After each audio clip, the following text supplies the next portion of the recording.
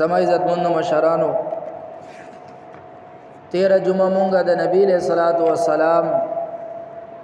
د نبوت او د دلیل نبوت په حواله سره د نبی له سلام خيسته خپل چهره د نبی له صلوات و سلام تندی مبارک د نبی له صلوات و سلام حسن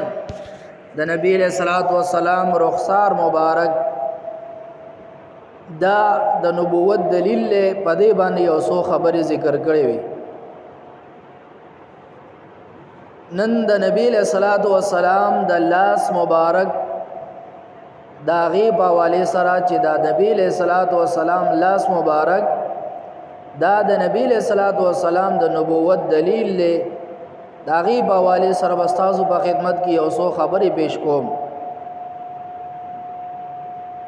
حضرت عبداللہ ابن مسعود رضی اللہ تعالیٰ عنہ فرمائی چې کلا مالا اسلام نو قبول کړي نو دا عقبہ ابن ابي معيط داغه چيله ما سرولې یو ځل نبی کریم صلی الله علیه وسلم او ابوبکر صدیق رضی الله تعالی عنہ با غزه باندې تیر شو کم ځای کې چې ما چيله سرولې حضرت ابوبکر صدیق رضی الله تعالی عنہ ما ته فرمایل چې ما ته تند لګېدلې دا کلګ په سری نو ما باندې په اوس کا وای ما ورته ویل چې دا خو ما سره د مالک امانت ته او د اجازت نه بغیر زتا تا نشم درکوله نبی کریم صلی الله علیه وسلم تو فرمایل داسې چیلې سرشته چې هغه چرتا لنګون نی کړي بچي مچي هغه نی وروړي وای ما وته عرضو کې چې آو داسې یو بکره را سری دا نو هغه مې ورته حواله کړل چې دا واخلې نبی له صلوات و سلام خپل با برکت مبارک لاس دغه چيله با تینو باندې اوه او باغی سره داغي غلان زدا پيونه ډک شو حضرت ابوبکر صدیق رضی الله تعالی عنہ دنه په ولشل او فرمایي چې ما ابوبکر صدیق رضی الله عنه دغه عبد الله ابن مسعود صاحب او نبی له سلام دې درې وانو ته نه دا په خو په مړه خېټه باندې اوسکل د دین بعد نبی له صلوات و سلام دغه چيله دغه تینو ته مخاطب شو وته او فرمایل چې واپس اوچ شپ خپل حالت باندې نو لہذا هغه واپس خپل حالت باندې اوچ شوي عبد الله ابن مسعود رضی الله تعالی عنہ فرمایي چې دا زما د اسلام نمخ کی خبره را او دا واقعیا چې ما ولیدل د نبی رسول صلوات و سلام د مبارک او لاسونو برکت ما بخبل سترګو ولید نو ما په نبی رسول صلوات و سلام باندې ایمان وروړو او مسلمان شوم دا عام انسان بلاس باندې داسې چيله چې غیلنګون نی کړي وਹੀ دې په لاسونه کړه داغه بلاس والو باندې چيله پتینو کې په ناراضي دا د نبی رسول سلام د لاس مبارک بوالو باندې داغه پتینو کې پیراتل غلان سے ډکیدل او غی ته په ملاویدل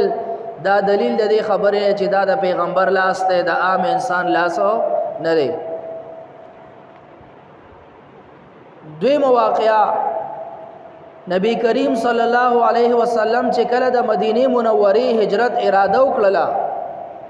نو حضرت علی المرتضی رضی الله تعالی عنہ ته فرمایي چې ته زما پځه بستر باندې دا کټ باندې سملا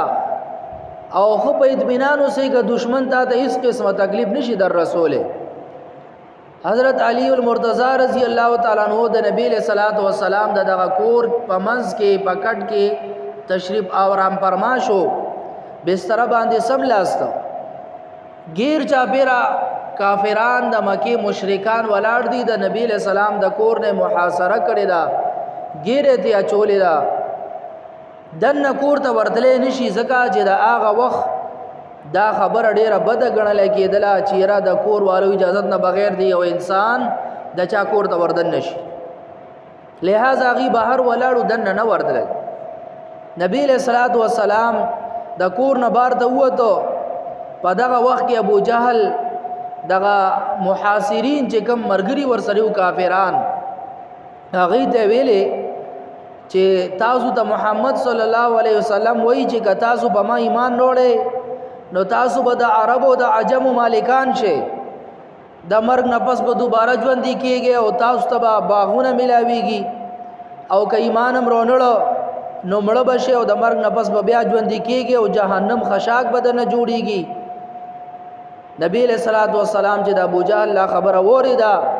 نو یې فرمایل چې آو زدام و مجر جهنم خشاک بم در نه جوړیږي او اے ابو جهل تبم دغه جهنم یو قسمه په خشاک کې شریکی، تبم د جهنم تار ورلويږي. نبی علیہ الصلوۃ والسلام یو موټه خور راواغشتلا او د سورۃ یاسین یو سو آیاتونه تلاوت کړل، یاسین والقرآن الحکیم انک لمن المرسلین علی صراط مستقیم. یو سو آیاتونه د سورۃ یاسین تلاوت کړل او بیا په اوا کې هغه خوره داسې وګرځوله. الله تبارک وتعالى دغه یو موټه خوره دغه کافرانو سترګو ته په هغه وخت کې ورسوله او هغه وقتی طور باندې اغي الله تبارک وتعالى وړاندې کړل او نبی له صلوات و سلام دینا په آرام او په سکون سره داغي د منځه تشریف راوړو وروته.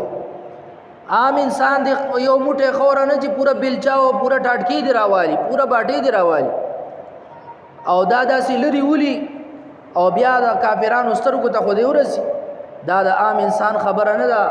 معلومه دا شو چې دا د نبی له صلوات و سلام د نبوت دلیل له او دا اغي د پیغمبري دلیل دا لاس مبارک دی، دا د پیغمبر لاس دی. ځکه چې هغه کله خورولي نو الله تبارک وتعالى هغه د کافرانو سترګو ته رسي.